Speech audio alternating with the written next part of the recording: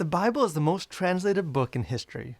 An exact number is impossible, but some have claimed hundreds, even thousands of translations just in English alone. Perhaps you've heard it said, how can Christians possibly trust the Bible if they can't even agree what it says? It's an important question, so let's talk about it.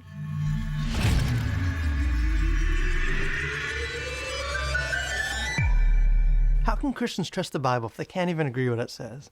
It's a valid question, but also a flawed one. It reflects a misunderstanding of what a translation is and is not. Different translations do not mean that there are different Bibles, just different interpretations of the same Bible. There is rarely, if ever, a direct one-to-one correlation of words between two languages, so slight variations are inevitable. Different versions also represent different methods of translation, such as a word-for-word, thought-for-thought, or a more dynamic paraphrase. And of course, English, like all languages, changes over time, so there's a need to occasionally update a translation for modern audiences. Translation always involves interpretation, but this is not a problem. The existence of different translations of the Bible is largely insignificant for the same reason that different English translations of Leo Tolstoy's War and Peace is irrelevant, as long as we still have a reliable manuscript in the original language. We can, and should, debate the quality of a translation and compare one version to another, but we can do this because we still have the source material available. So the better question is whether or not we have reliably preserved biblical manuscripts in the original Greek and Hebrew languages. And the answer is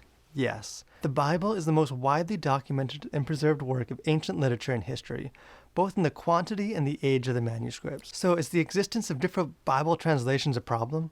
No, in fact, the opposite is true. Instead of relying on just one translator to interpret the text, we have an immense body of translations. This allows us to approach the original text from multiple angles and protects us against the biases and presuppositions of the translator. In the end, the remarkable work of biblical translators actually brings us closer to the true meaning of the text, not further away. Hey guys, thanks for watching this video. Hope it was helpful, and I pray that you guys will continue to collide with the world for Christ.